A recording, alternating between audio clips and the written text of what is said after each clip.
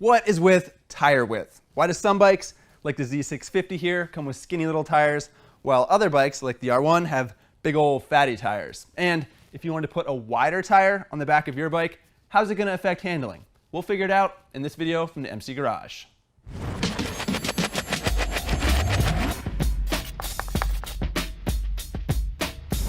All right, so most of you are going to think that this tire size question is dumb because the answer seems obvious. Bigger, more powerful sport bikes need bigger tires because bigger tires give you more grip. Bigger tires equal more grip, therefore bigger must be better, right?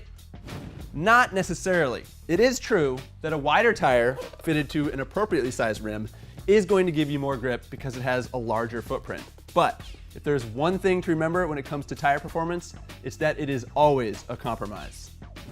Wider tires might give you more grip, but really wide tires, like the ones you might see on some cruisers or bikes like Hayabusas, are not necessarily good for handling. For starters, your bike's not going to tip into corners as easily, and it's going to require more bar input to stay on line. Wider tires are also heavier, so acceleration and braking performance are going to suffer, and that extra mass makes your suspension's job harder since there's more unsprung weight to control.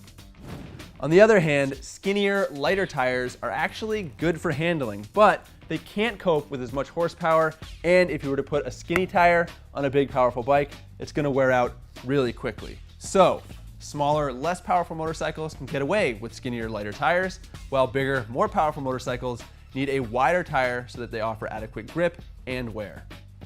There's one more factor that comes into play when selecting tire size, and that is style. People love the look of a big fat rear tire, and they might even assume that it's going to give them more grip. But here is the thing.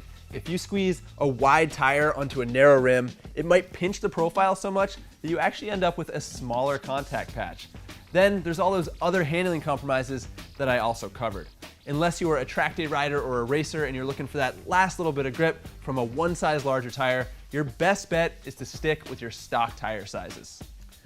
If you're wondering what size tire your bike is supposed to be rolling on, you can just check your owner's manual. You can look at the sticker that's going to be on the frame or the swing arm, or you can look right at the wheel because the width is going to be printed right there. Then just take that rim width and match it to the recommendations from your tire manufacturer of choice.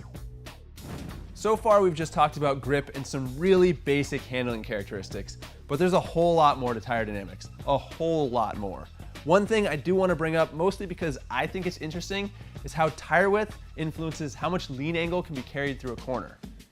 All right, we're going to get a little bit sciencey here, but if you envision a motorcycle following the arc of a corner, the centrifugal force that wants to pull the bike to the outside of the turn is in equilibrium with the lateral acceleration created by the bike leaning into the turn.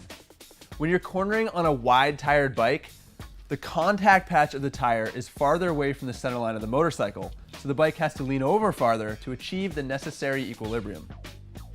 With narrower tires, the contact patch is closer to the center line of the bike, so less lean angle is needed to balance those two opposing forces.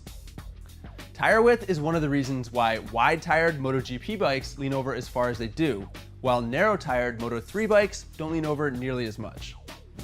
All right, so that just about wraps up that, and I know that we just scratched the surface on what is a really complex topic. I also know that this topic was a little out of the normal wheelhouse for MC Garage, but hopefully you enjoyed it and hopefully you learned something.